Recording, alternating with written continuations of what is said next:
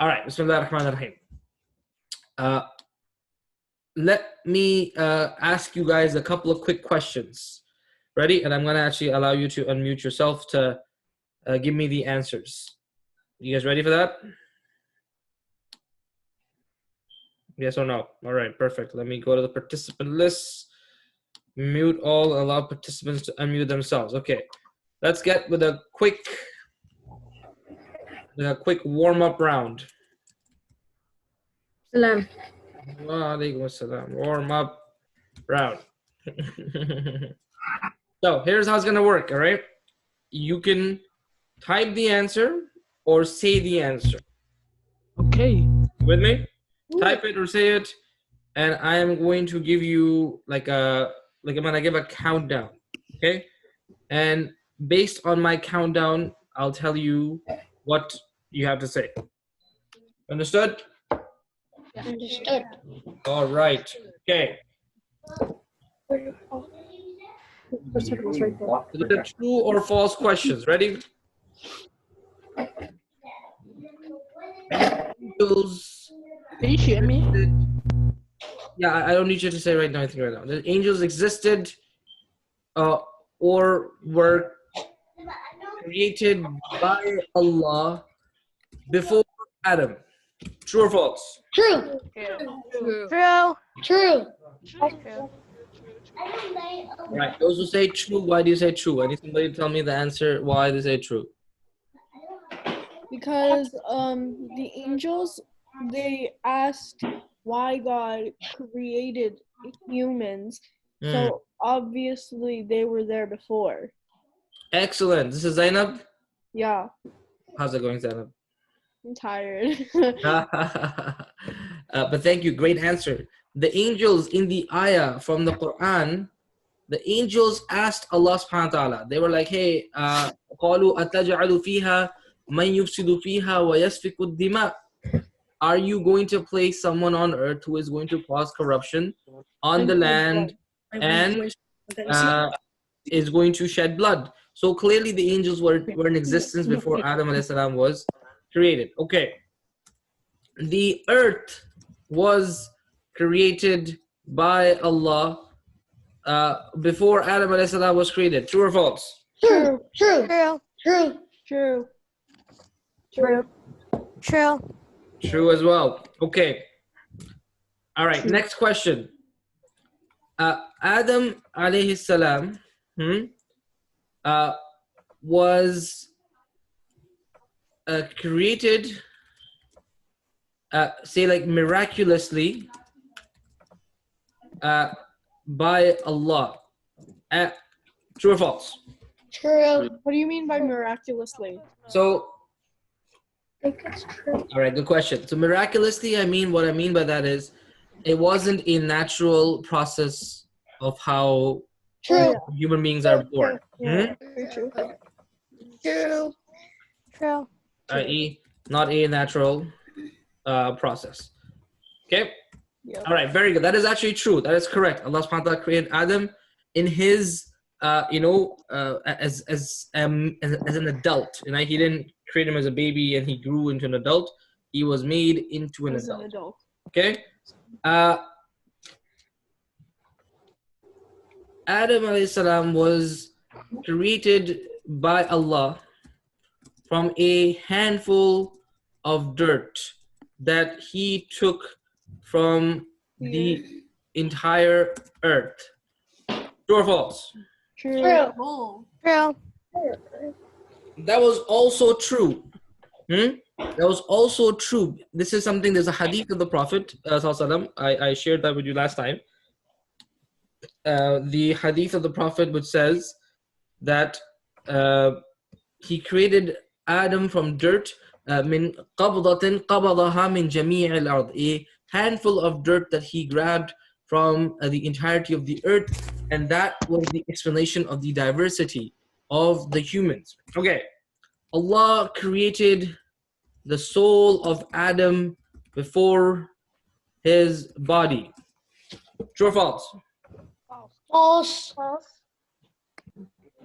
Allah created the soul of Adam before. False. No, false. False.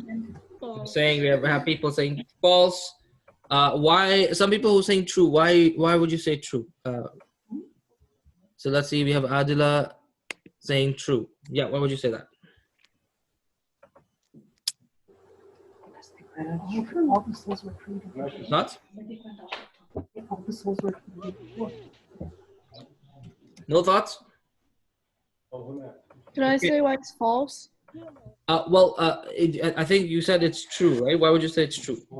I didn't say it's true. I said it's false. Oh, you said false? Okay, my bad. All right. The answer is false. Allah made his body, and then he blew the soul into the body of Adam, and that's when he became a human. Okay, so Allah created our souls before our bodies. True or false? True. True. Okay, how many people say false? False. We have one, two, a few people say false. Okay, why would you say false? Because the fetus was made before the soul. The fetus soul. was made before the soul. Okay. All right. Any other thoughts? All right. I'm gonna ask somebody else. Why do you say true? Let's see. Who would like to answer? Why is it true? This question. Fetus is made and the soul is put in it. Okay, I like that. Marwa, well done. That's a good answer. Yeah. But then do you remember I showed you this ayah from the Quran? Do you remember this ayah? This purpose. Our souls was made before our bodies were made. Okay? In fact, our souls, all of our souls, were in existence before our bodies were in existence. Then when we are conceived in the wombs of our mothers, that is when our soul is blown into our bodies and thus we become humans. Do you remember that, people? Yeah. All right, very good. Okay, so that actually, Allah created our souls before our bodies. That is actually true. Great job. All right, last question, okay, is that on the day of judgment, we will be resurrected in spirit, meaning like, i.e., in our souls will be resurrected, not our bodies. I True or thought that false? we would be all like in human part. Like we would. We're not gonna have this True. body. You should True or false? True. false. False. False. All right. There's a bunch of people who are saying true. The people who say true, Body come back to them. somebody tell me why do you say it's true? Sorry, I'm not listening. I'm kind of. All right. I'm gonna ask actually everybody to mute themselves for a minute, and then the one who says true, respond to me, okay? By unmuting yourself. All right, go ahead.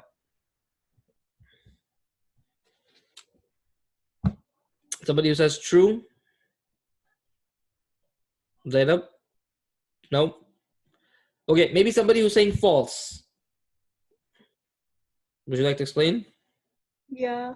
Go ahead, Zainab. Well, because when day of judgment happens, our bodies come out of the grave, and then our souls, when we die, our souls go up to the sky. And when day of judgment comes, your soul goes back in your body. Perfect. So that is awesome. Jazakallah khair. Thank you very much. This is actually false. The correct answer is false. The answer is our bodies are going to be recreated by Allah on the day of judgment, because they would have rotted away. It's been hundreds of years perhaps, right?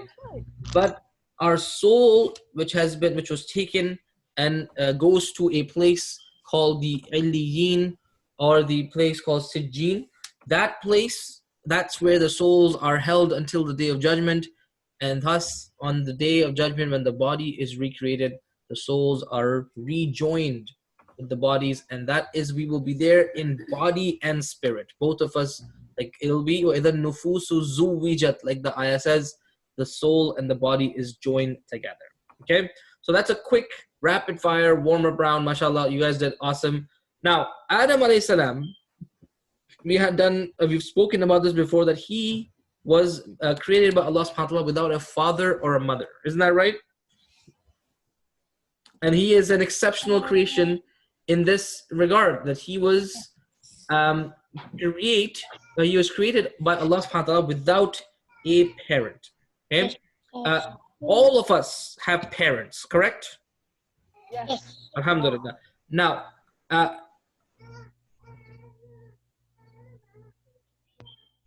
how do we explain, or how do we understand that Adam alayhi salam could be brought into existence without a parent? How do we understand this? Okay, well, let's take a look at a couple of things here. Let me. People disagree that he didn't have a parent. Like, people disagree with that, or is it? No? Okay, great. So look at this. How do we understand this topic or this concept logically? This is an important consideration. Now, excellence, Zainab, he wouldn't be first if he had parents. Okay. Now, here is a very interesting passage. I'm going to read this to you. This is from a person who, this is an article written by somebody, and it's a good article. I'm going to read a part of it to you. I'm going to add somebody else to read with me as well afterwards. Okay, I'm going to read the first part. All right, here is how it goes. Modern cosmology asks us to believe that the entire universe, with all its complexities and all its many physical laws and constants in outrageously perfect harmony, literally come out of nothing. The Big Bang. How many of you have heard of the Big Bang? Yes, sir. Yeah, I have. I have There's a heard TV of show. it. I'm sorry, what? There's a TV show about it, isn't it? No, there's a TV show as well. Not the TV show. I'm referring to the theory in physics there. Okay, so the Big Bang, not the TV show, of course, is a theory in physics. Okay, and this is the dominant theory that all of everything in existence came from one incident. It started from one incident called the Big Bang. And that Big Bang then resulted in the molecules and atoms and all the other stuff that's there drifting apart. And as it drifted apart, it would collide and would become into different planets and different objects. And then as it kept drifting apart, things would collide into it and would get bigger or get smaller. And then through gravity, it will start having a gravitational pull, and then you will have stuff orbiting it. All of that, and I mean, I'm being very, very loose with my explanation of it, but that is the theory of the Big Bang. And it actually has quite a bit of a precedence in physics. Like they say, like if you observe how the stars are, it seems like everything is moving far away. Like everything is just moving away. So if everything is moving away, then there must have been a point where everything is together in one, right? Yes or no? And that together in one, however many billions of years ago, that was the Big Bang. So that's the summary of what the theory is. That's what we're taught in school. Okay? Marwa, you have a question? I appreciate you raising your hand. And if you have a question, please raise your hand and then say what you have to say, inshallah. Marwa, go ahead. So I've heard the opinion that Islam doesn't necessarily disagree with the Big Bang, and that there's an ayah in the Quran that talks about like the skies and the earth, or I'm not sure, but like a big explosion or a big merge happening. Yeah. So we're not an excellent point, Marwa. I'll actually show you that ayah. We actually a theory that's in physics or in chemistry or biology, like we don't have an opinion on it Islamically if it doesn't contradict with our understanding from the Quran and from the authentic hadith. You with me? So the idea of the Big Bang doesn't actually contradict with our theology. Okay, it is actually quite possible. That is how Allah subhanahu wa ta'ala made the earth. However, I would disagree with somebody who proposes that the Quran spoke about that. And I would disagree, even though it would be convenient for us to frame the ayah as such. There's the ayah number 30. أَوَلَمْ يَرَى الَّذِينَ كَفَرُوا أَنَّ السَّمَاوَاتِ وَالْأَرْضَ كَانَتَا رَتْقًا فَفَتَقْنَاهُمَا. Those who deny the truth not see that the heavens and the earth, heavens here refers to the skies, and the earth were joined together, and then we split them asunder. Basically, they were all mishmashed together, and then we split them. وَجَعَلْنَا مِنَ الْمَاءِ كُلَّ شَيْءٍ حَيٍّ, and we made every living thing out of water. Will they not still believe? أَفَلَا يُؤْمِنُونَ. Okay, so this is the thing, but how do we understand what an Arabic word means in the Quran? How do we understand what this word ratqan means? Join. فَفَتَقْنَاهُمَا. What does this word mean? Any ideas? How do we, this is a theoretical question, but anyway, you know how the words in Arabic of the Quran, how do we know what they mean? Any thoughts?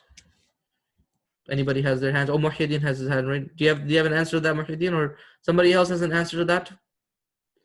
Arabic language and the root of the word. Thank you, Marwa. That's very nice. So what Arabic language specifically are you referring to, Marwa? The Arabic language, the translation, context of the phrase, okay, tafsir, okay, very good. I'll tell you the answer. Google Translate, no. Definitely not Google Translate, okay? I'll tell you what. The Arabic of the time of the Prophet ﷺ, that is the Arabic that the Quran was revealed in, correct? Yes or no? Do you agree with that? The Arabic of the time of the Prophet is what the Quran was revealed in. Yes? Okay. So to understand what is a word intending, or what is the intention behind a word in the Quran, we have to ask, what did the people at the time of the Prophet understand the word to be? And if we ask that question about this ayah, the understanding that we get from them is that they are talking about the idea of the sky raining, or the idea of rain from the clouds, not of the idea of a big bang. Okay, now that's not to say that it's not possible or it's not true or the theory is this or that. It's not even to say that Allah mentions it or not mentions it. That's not, none of those are, we can't actually comment on any of that. What we can say for a fact is that theory doesn't contradict with our understanding of the Quran. And number two, the Quran explicitly does not speak about it. Okay, so we have to be careful. We cannot add things or read into Quran things that we would like the Quran to have. You should actually let the Quran speak for itself. Does that answer your question, Marwa? Perfect. Muhyiddin, what's your question? My question is that the question Marwa asked, you Mm. said that you would not agree with the fact that it says in the Quran. But then you just said that a few seconds ago. But then what about the theory about apes developing into humans? Yeah, we'll come to that. We'll come to that. Okay. Okay. We'll talk about all that, inshallah. Don't you worry. Okay. Good question. Hold that thought for a sec. Yeah. Yeah. All right. Here is so this is what we're taught to believe in physics. We're taught to believe in physics that the entirety of the universe came from that one big bang. All right. Would someone like to read from me this part? Let me pick. Do it. Who is that? It was me, May. Oh, May. Okay. Go ahead, May. Right from here. From where, sorry? Okay. How can one be so confident in this account of the formation of the entire universe, but have utmost skepticism for considerably less fantastic account of the formation of Homo sapiens or any other species? Is man more complex than the entire universe? Okay, so the theory of the Big Bang is a very this account, this theory is a very very improbable thing to happen, right? Very, very rare. In fact, it's literally like once in the history of humanity this would happen. Okay, how is it that we're expected by science to believe in something like that, but we are told that believing that Allah made humans and everybody else is far more illogical? That's the question he's asking. Okay, let's keep reading. Would you like to keep reading, May?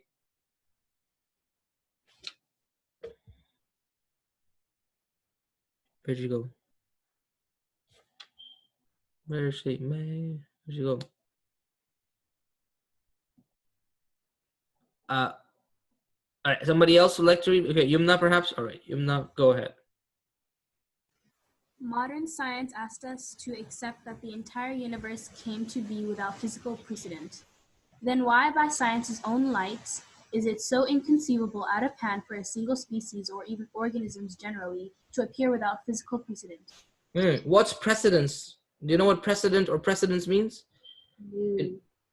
It means something that's there before, right? An example before.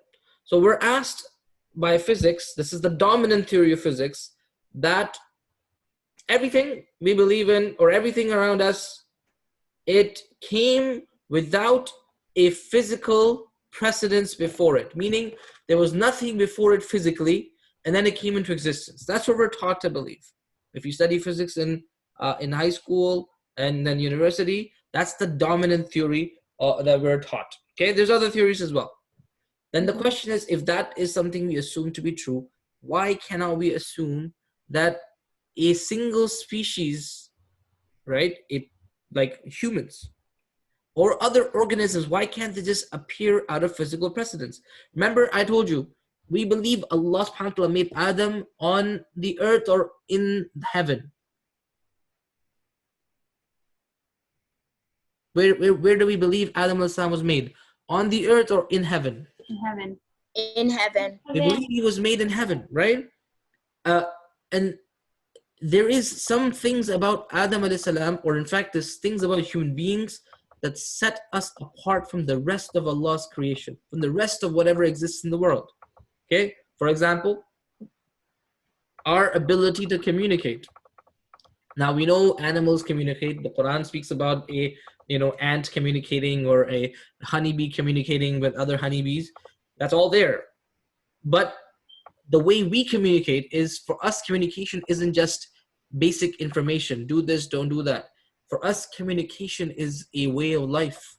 We have poetry, we have prose, we have art, we have, we write books, we take information and we, pass it on, civilization after civilization, generation after generation, right? That is a uniquely human trait. Would you agree with that? Yeah. Right? There's something very special about the fact that the humans can do this, right? And there's certain things that we have, like the ability to acquire knowledge. So you could learn really whatever it is you need to learn, whatever it is that you set your mind to learn, you can learn it. It's not like it's impossible. It's impossible for me to swim for a kilometer, okay? It's impossible. A fish can do that, I can't do that, okay? Humans can't do that. But I can learn whatever it is I put my mind to.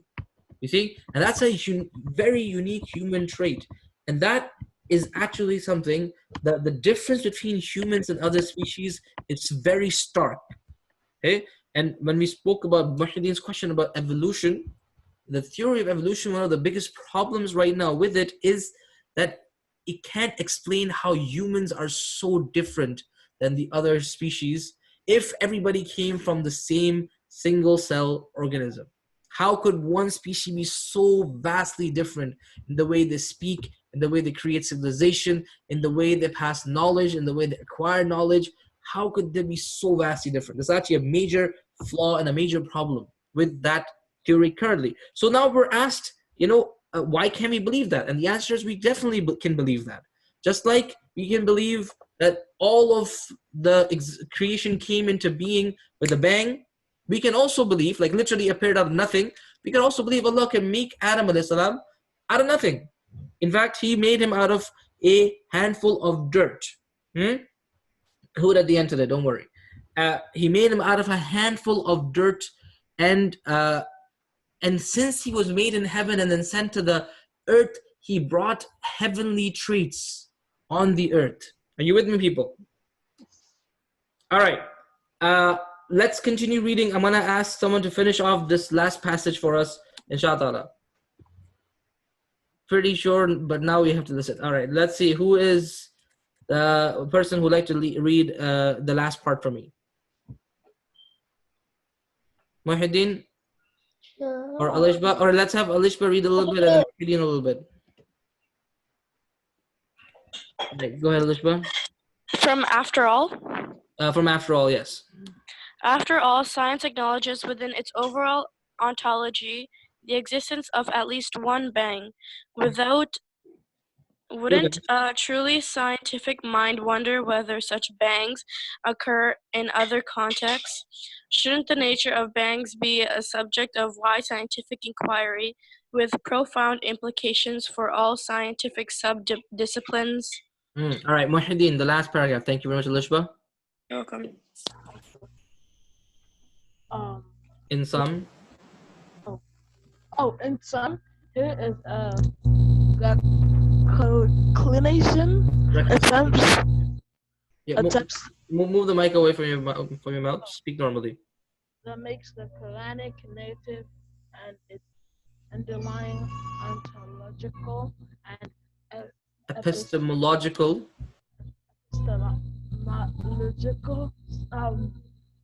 precedence seriously and efforts informing science by providing meaningful implication about physical world. Thank you, Muhyiddin. So what is this person, the guy who wrote the article? His name is Daniel. He wrote this article. His last name is Haqiqat Joe. You can Google him. I don't endorse everything this person writes, but this is actually a very good article that he wrote. And this is about, here is the crux of the argument.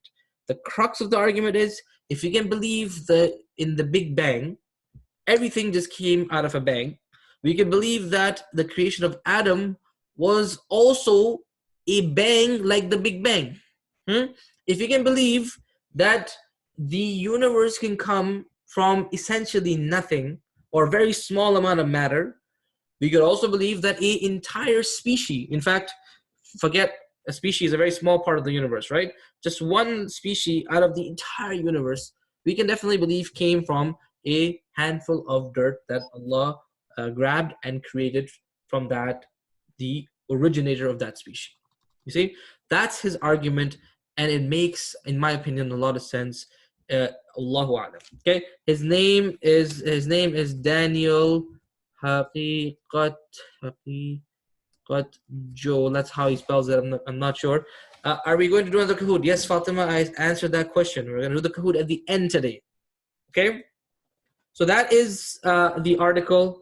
Any questions about this article? How we understand Adam alayhi salam being brought into existence without a mother or father. We understand this in our theology, in our belief, but now I hope you also understand it logically.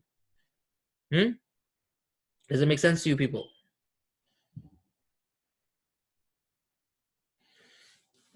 Yes or no? Does it make sense? I know this is deep and this is like, Yes. information that's processing and whatnot, but questions or comments? Yes. All right. Yes. Let us move on. Thank you very much. I appreciate your participation. All right. Let's go back to the story of Adam. Shall we?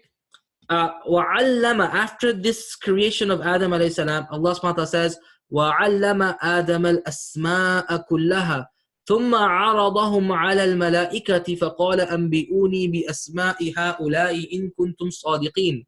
Now there's a little twist in the tale. Not only does Allah want to show Adam alayhi salam something, Allah wants to teach Adam alayhi salam something, but He also wants to teach the angels something. he taught the Adam, he taught Adam all the names. He taught Adam what? All the names, all of them. And then he set them before the angels and said, tell me the names of these if you are truthful. What is the names of all of these things? What does Allah refer to when he says the names of all things? Allah teaches Adam the names of all things. Okay? Or all the names. Okay? There's some discussion about what that is. Okay, mashallah, you guys are, what are these these objects, and what are these names, right? That's the question. Okay, so you're saying all prophets. I'm assuming, Zainab, you mean prophets. All right. Creatures.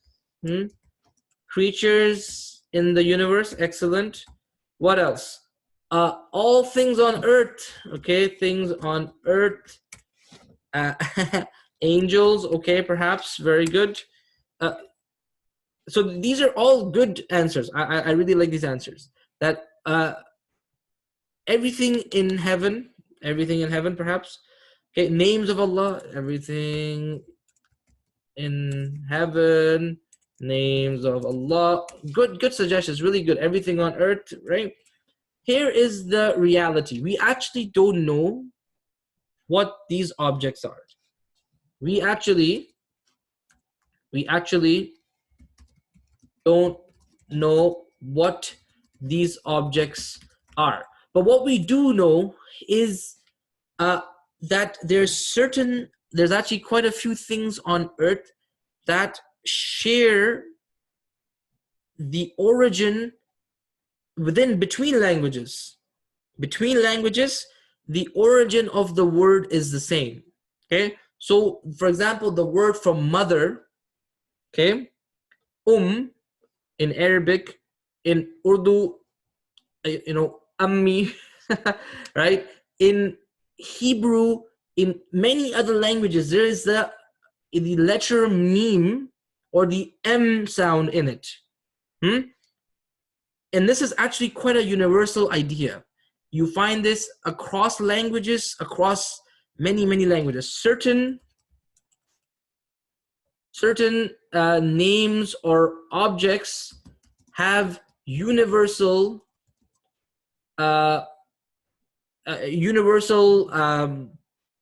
names, right? It's like there's a commonality between all of them. The word for yad, I was reading this article actually about how the word yad has it appears in the same way. The same, yad is hand, by the way, in all the languages that are called Semitic languages and offshoots of Semitic languages. Okay, that's actually the vast majority of the world's languages. The word yad is hand, has almost the same letters in those languages, in one way or shape or form or the other.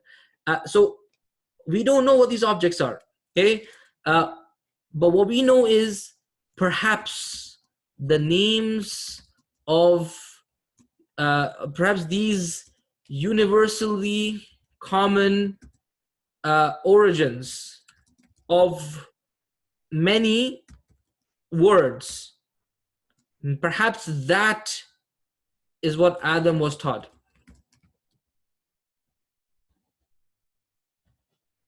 Right? Now, languages, Allah subhanahu wa ta'ala actually says languages are from Him. Okay? وَاخْتِلَافُ أَلْسِنَتِكُمْ وَأَلْوَانِكُمْ. The diversity of your languages is a sign of Allah. Meaning Allah actually, this is not like one language is better than the other language. We believe all languages are from Allah subhanahu wa ta'ala. Allah chose certain languages, like He chose Hebrew and Aramaic and Arabic to reveal revelation in. And He also chose other languages to reveal revelation in them as well. But languages by themselves are, we attribute them to Allah subhanahu wa ta'ala. Now there is a very strong possibility that Adam alayhi salam, the names he was taught by Allah subhanahu wa ta'ala of these objects, those are the names that became like the universal origins for all the languages that came afterwards. And that is perhaps what Allah is referring to when he says the names of all of them. All right, now I'm going to actually go on, and then Allah subhanahu wa ta'ala says something very interesting to the angels. He says, sorry, I will ask that question in a little bit. Is that okay? Ask me that question in a little bit. Let me finish this point. Allah subhanahu wa ta'ala tells Adam that you, here are objects, and here are the names of these objects, learn them. Adam as-salam learned them, and then Allah subhanahu wa ta'ala asked the angels, tell me the names of these things if you know. What does the angels respond? The angels respond by saying, قَالُوا سُبْحَانَكَ لَا عِلْمَ لَنَا. They say, glory be to you, we have no knowledge except whatever you have taught us. لَا عِلْمَ لَنَا. We have absolutely no knowledge ourselves. Whatever you have taught us, O Allah, we know. Okay? And this is a lesson for us. Humility is to not pretend to know something that you don't. Okay? Somebody who pretends to know something that they don't actually know, that is a very dangerous, that's a very dangerous quality. That's not actually a good thing. Somebody who pretends to know something that they actually don't, you could say this person is that person like lying about themselves? Would you agree with that? Yes or no? Right? It's kind of like a lie, right? You're pretending to be something you're not. Isn't that a lie?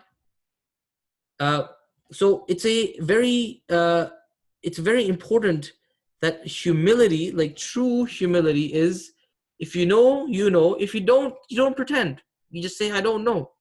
Is there any shame? Let me ask you a question. Is there any shame in not knowing something? Like saying, I don't know, and saying, like, I don't know. Is there any shame in that? What do you think, people? Yes or no? No. No. Okay, if you say no, then why?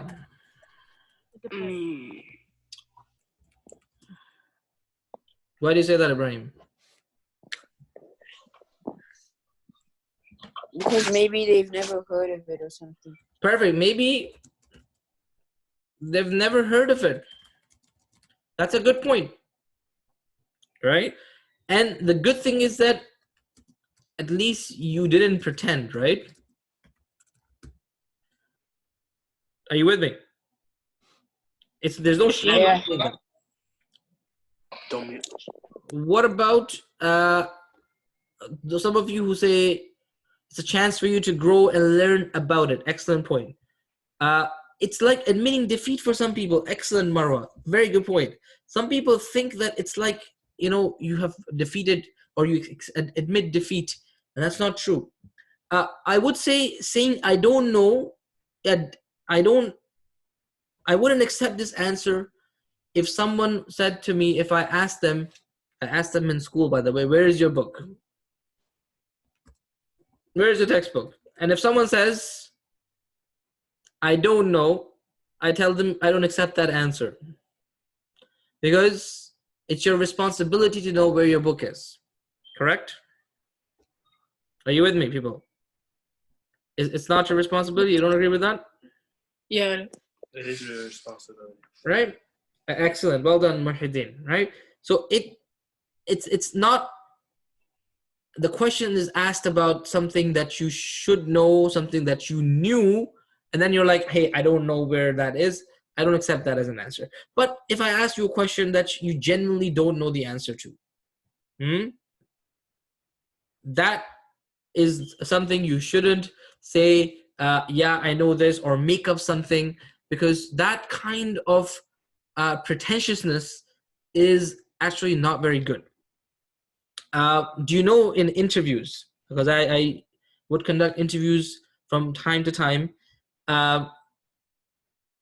if a person is pretending to know something that they don't know, it's very easy to spot it. It's very easy to tell it right away. Okay, like in a job interview. So if I ask somebody, I remember I was doing this interview for somebody who it was for an online store, right? Running an online store. So I asked like a question about something that's very, very basic in like online shopping and whatnot. And I was like, hey, how would you do that? And this person, instead of saying, I have never actually done this, they started making up a whole bunch of things. And immediately, and I was doing the interview over like Skype, Skype. So immediately I disqualified that person in my notebook, and I said, you know what, this person, I'm not even gonna like listen to the rest of their answers. I don't even care what they have to say anymore, right? Because they're just flat out making up stuff in a job interview. How can I trust them when I ask them to do something at work? Like I don't have any trust in this person. Some people would want to get attention, so they want to know everything. It's fine to want to know everything, right? It's fine to want to learn, but to pretend to know, is that a good thing? To pretend to know, is that a good thing? That's ego, right? And I'm glad that you're saying that's not a good thing at all, right? And I gave you the example of this interviewer. It's just like lying, in fact. Perfect. Okay, so the angels have the utmost humility. They say, we don't know Allah. But then Allah says to Adam, قَالَ يَا آدَمُ أَنْبِئْهُمْ بِأَسْمَائِهِمْ. Can I have somebody read the translation for me? Raise your hand if you'd like to. Like a hand on the... All right, we have Marwa. So Muhyiddin, you already did this. Jazakallah khair. Let me ask Marwa. Then he said, "Oh Adam, tell them their names." When Adam had told them the names, God said to the angels, "Did I not say to you, I know the secrets of the heavens and of the earth, and I know what you reveal and what you reveal." Perfect. Now Allah displays these objects to the angels. The angels like, we don't know what these objects are. And Allah says to Adam, hey Adam, you tell them the names of these things. And Adam then is able to tell tell the angels what this object means and what that object means and what its name is.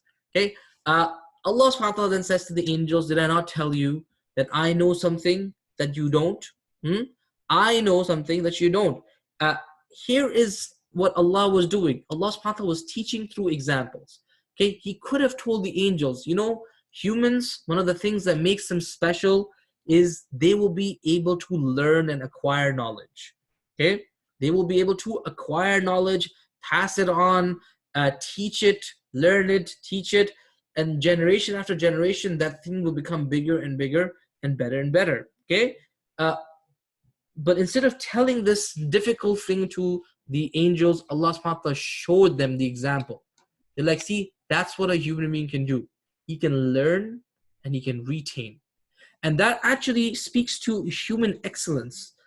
Something that's really amazing about us as human beings. Something that as a good Muslim we should be, which is our excellence is very closely linked to the idea of us being able to learn and for us to be able to teach. Okay, and this is something in Islam, some learning things about Islam, Quran, but also learning whatever is outside of the Quran, right?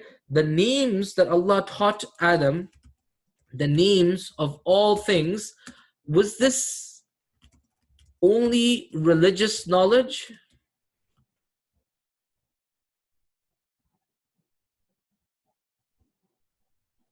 It wasn't, right? It was all types of knowledge, including religious knowledge. You see? So for us, excellence means learning our religion really well. It means learning or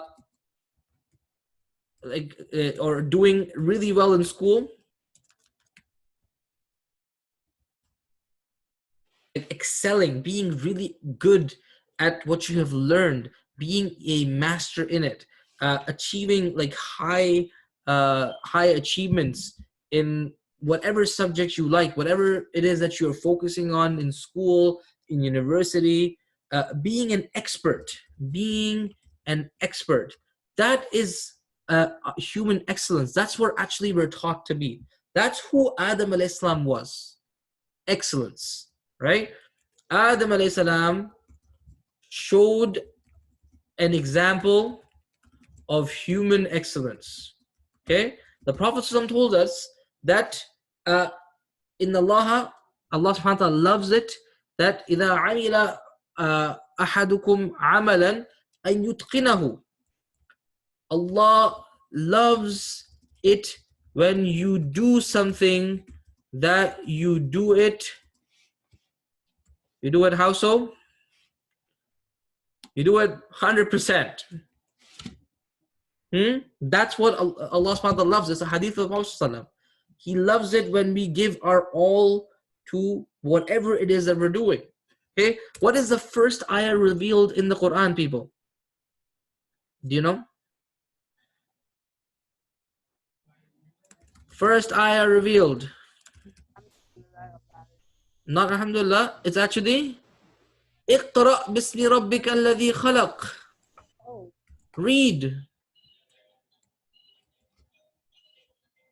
Because read in the name of who created you. Exactly, right? So, because our faith prioritizes this. It wants us to be educated in our religion and in all aspects of life. You with me, people? So that is an example of that.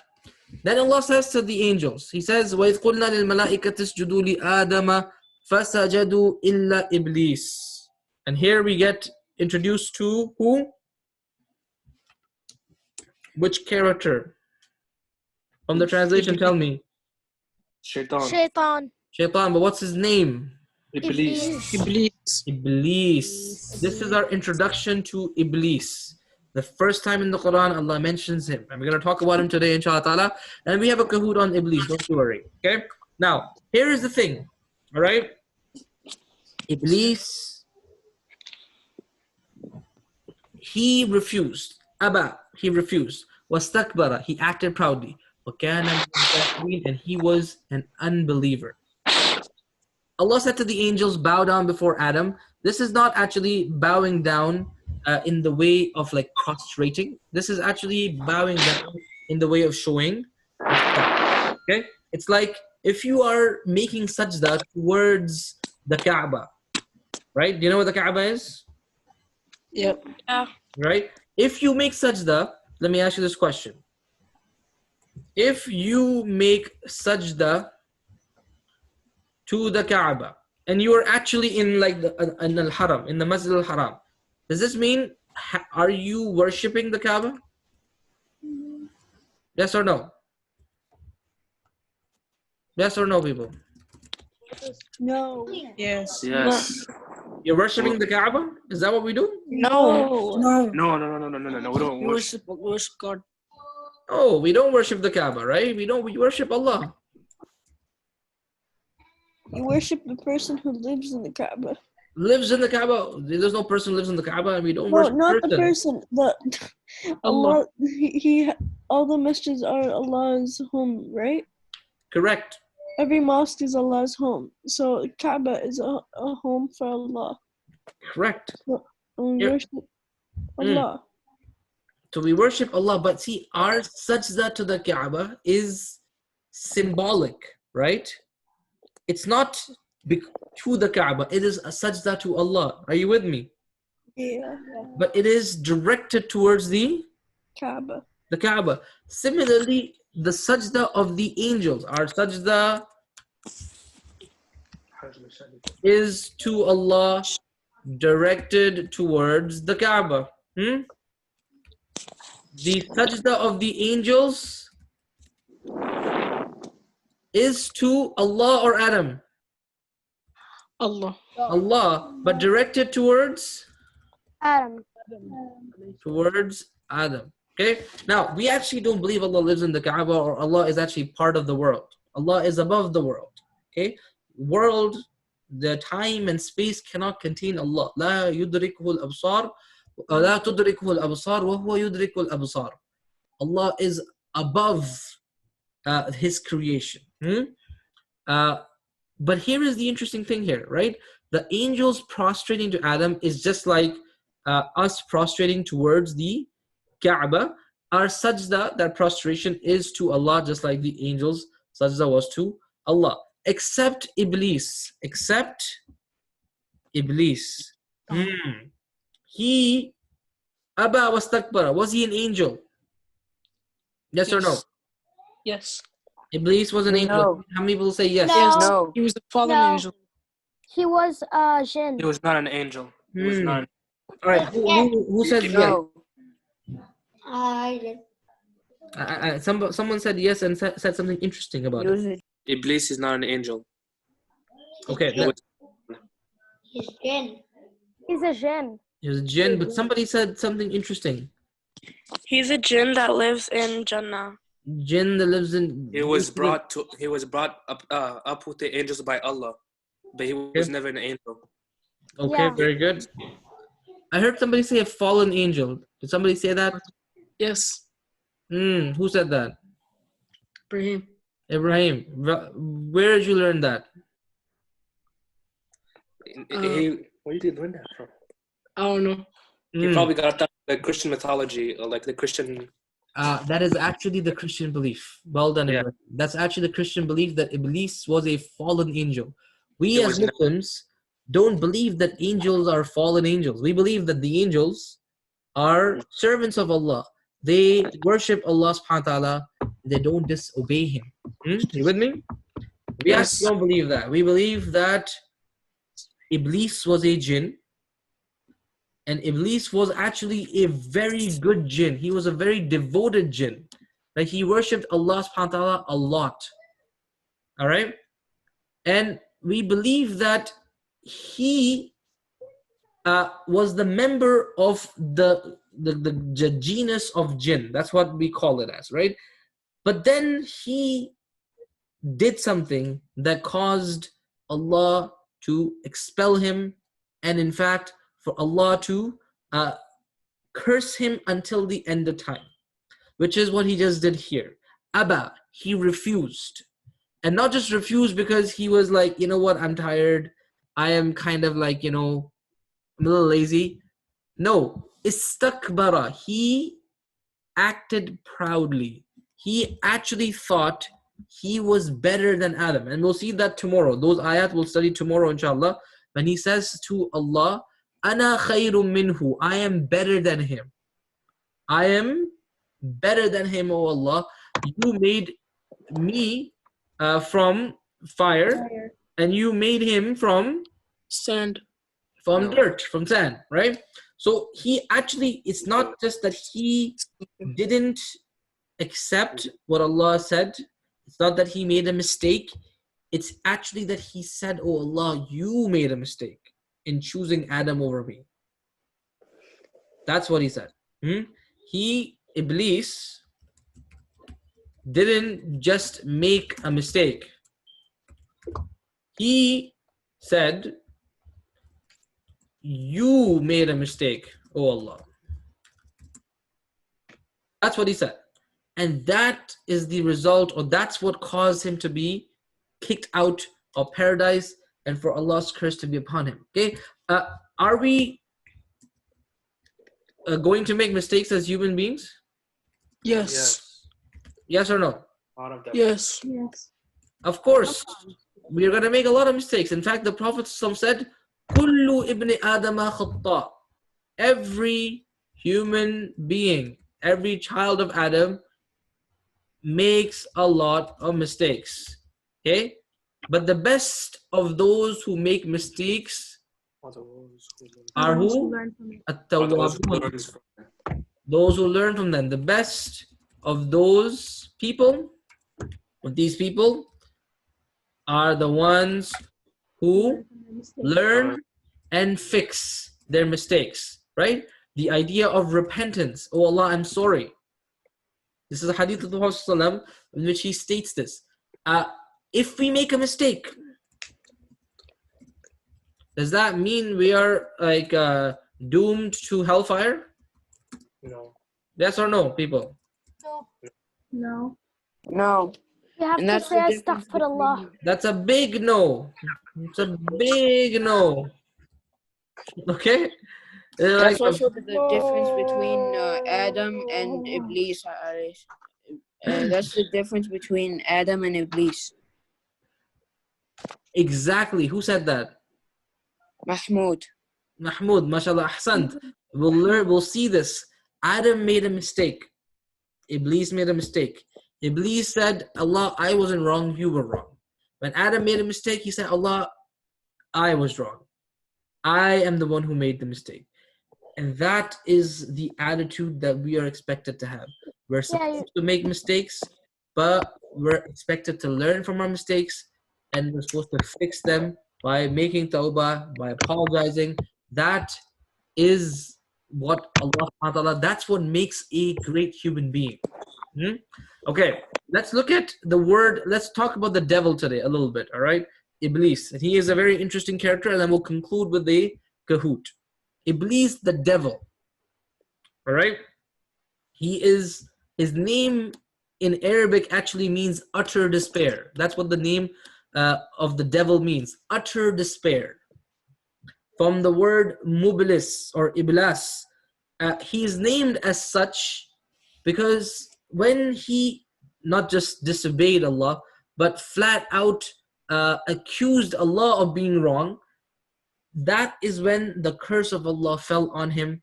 And when that happens, that is a person who is now in a state of utter despair. There is no hope for them in this point. Okay? Now, I always tell you we end at 1:45, all right? Now, did he have a different name in heaven? Allahu Alam, probably he did. Okay? But we know him by the name Iblis only after he had disobeyed. Only after the curse of Allah had fallen on him. But we don't know what his name was before.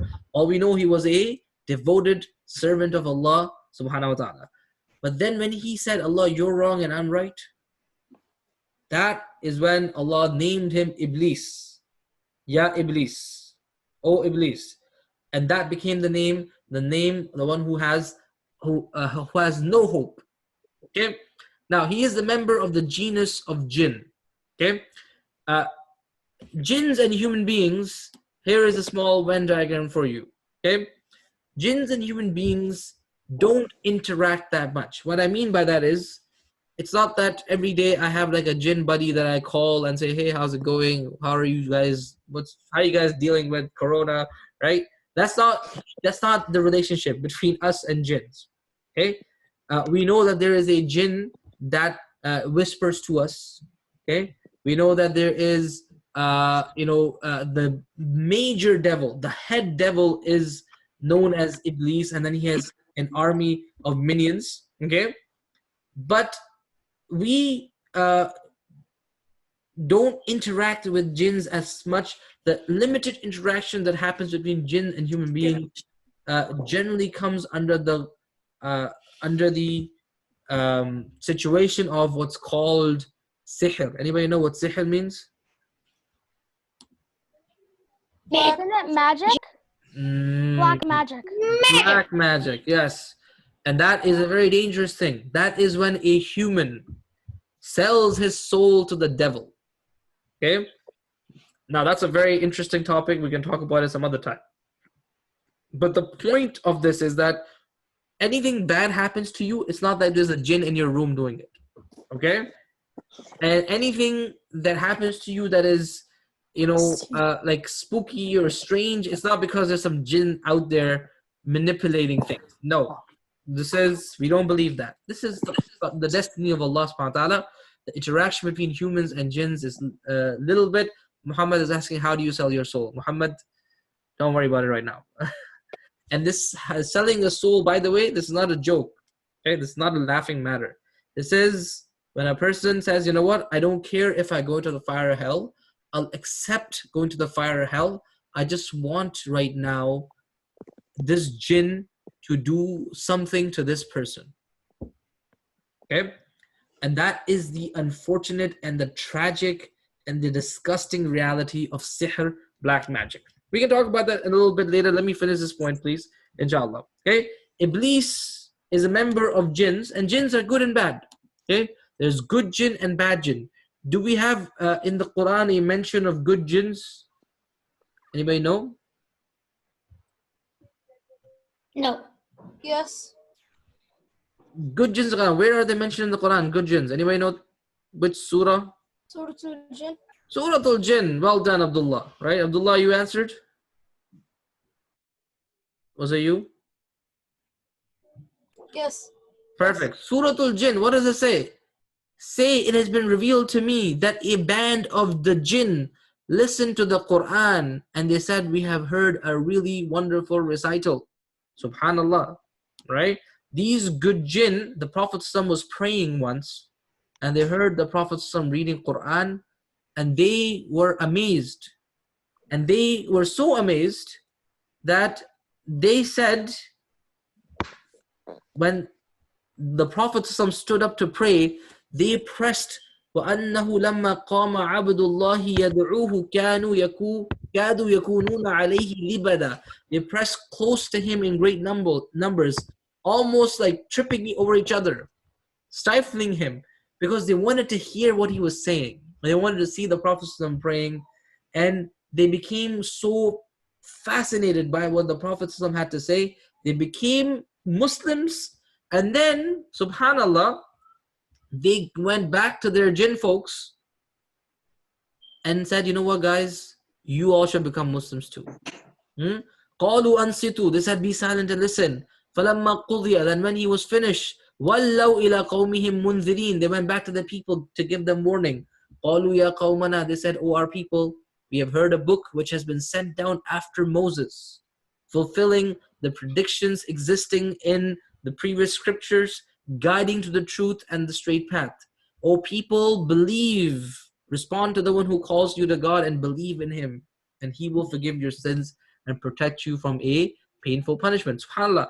There are good jinns, and these were an example, multiple examples of good jinns. But there's also bad jinns.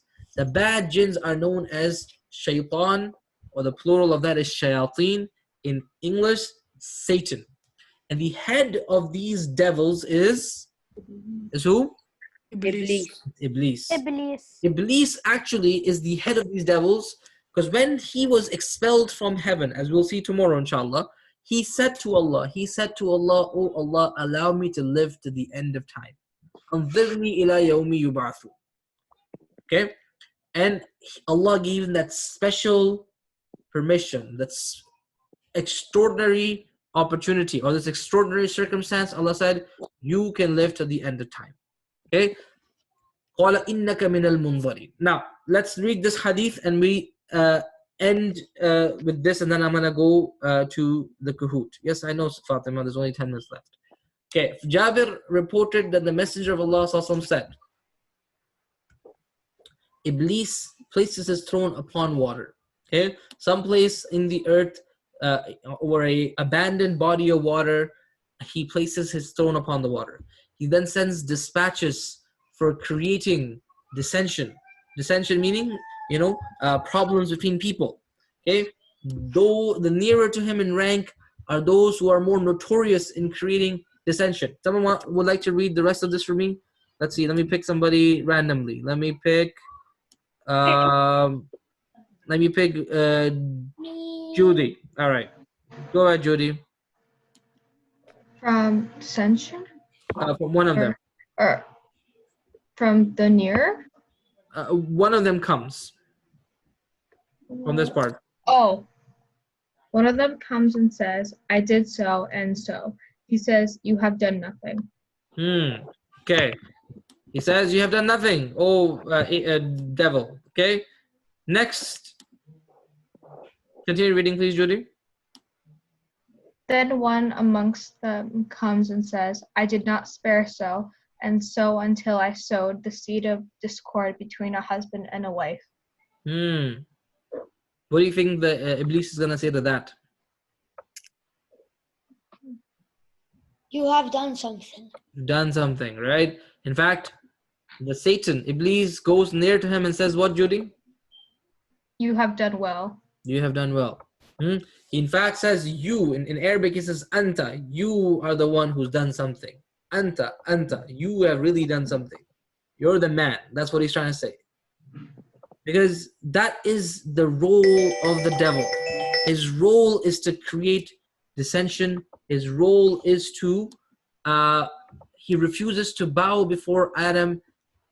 His role is to sow the seed of dissension among people.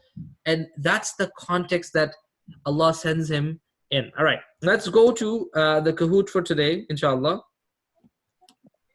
And this has some questions. Lucifer is the English, like the biblical version of it. Zainab, all these questions we're going to talk about tomorrow. Is that okay? If you don't mind. Yes. All right. Let us go to the Kahoot for today and end with that, inshallah. You guys have been a great audience, alhamdulillah. Let me go to team mode here.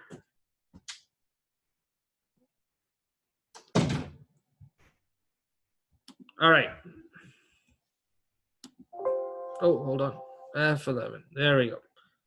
Okay, people. Join in, please.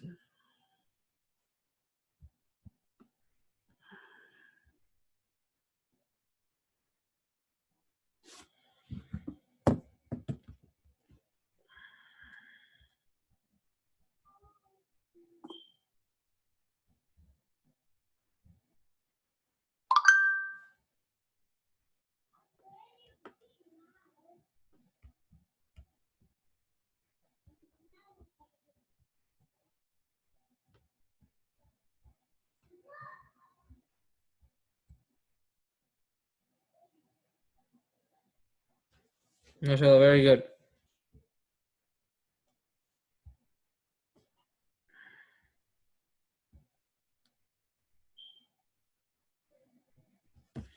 Okay, beautiful. We have, I think, most people on already. I'm going to get started, inshallah ta'ala. I'm not in yet. Not in yet? Okay. 37. Alishba, you have a question? No. Okay, yeah, you had raised your hand.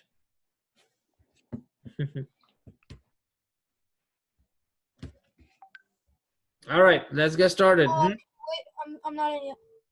Okay. Let's go. Muhyiddin, you're in? Yeah. Okay, good. Sarah, you're in? Yeah. All right. Is everybody in? Fair. I hope so. Think so. You think so? Okay. All right. Let's go. Definitely. All right.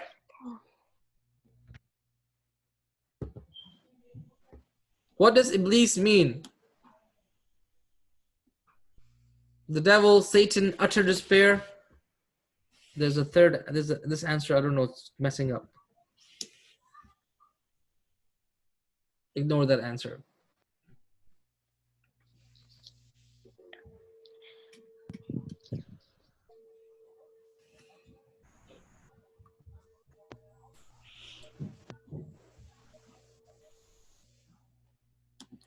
It means utter despair. That's what the word Iblis means. Who is he? He's the devil, right? But what it means is utter despair. All right. Next question. Iblis was a jinn, an angel, a fallen angel, or a human?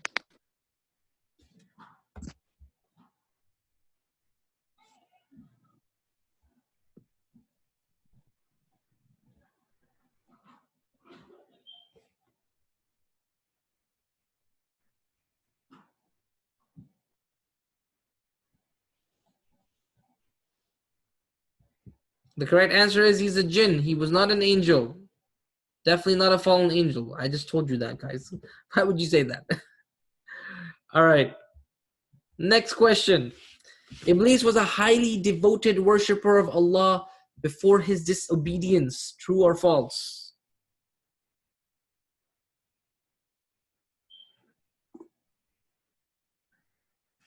And the answer is true. Great job, mashallah. Next question.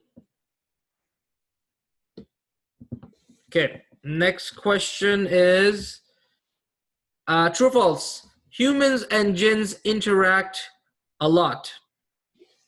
True or false?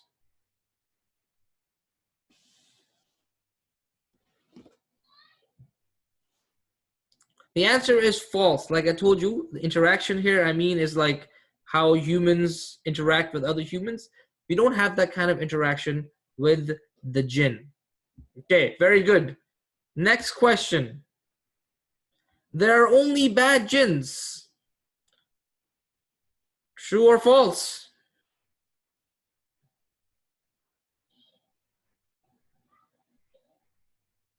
The answer, of course, is false. Very well done. True or false? Next question. The chief of the evil jinns, shayateen, is... Oh, you actually pressed it? Okay, no problem. Iblis, a human. No chief jinn.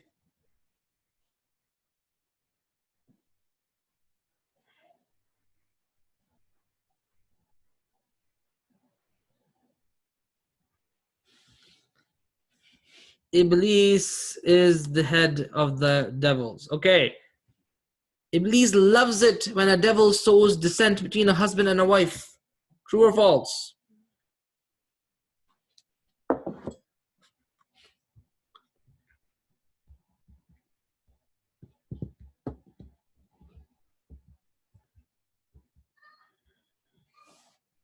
The answer, of course, is true. Iblis loves it. That's one of the things that he is extremely happy about. Oh man, close game.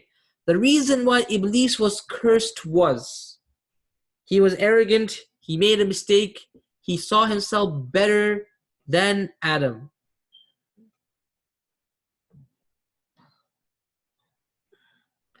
Perfect. He was arrogant. That's the correct answer. He saw himself to be better than Adam. He thought he was right, and Allah was wrong in choosing him over Adam. Who's Gigi?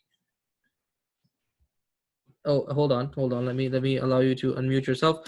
I want to know who's like the top 5 here. Okay, who's Gigi? Me, Marwa. Marwa. Okay, very good. And who is little Haji? What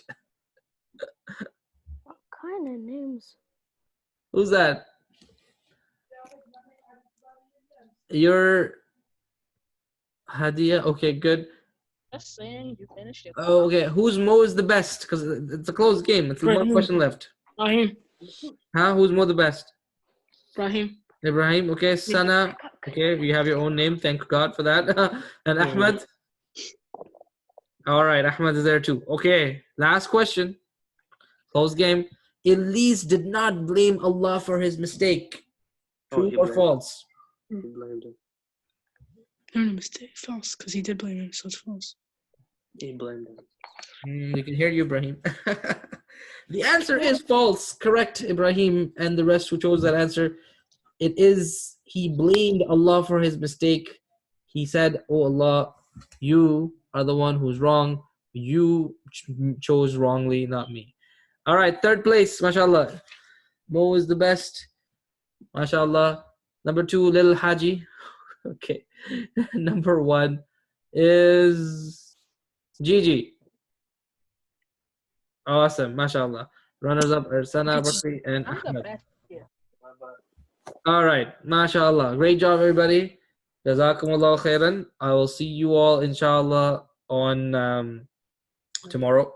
Tomorrow, what we'll do is we're going to study a passage of the Quran where more about Iblis is spoken about.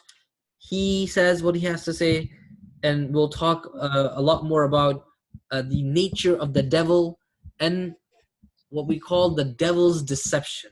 Okay, should be very interesting. Inshallah. We'll talk about it tomorrow, inshallah. Thank you again for coming out. I'll see you all tomorrow, same time. Assalamu alaikum. Wa alaikum assalam. Assalamu alaikum. Wa alaikum assalam. Take Bye. care. Jazakum khairan. Assalamu alaikum warahmatullah. Wa alaikum assalam.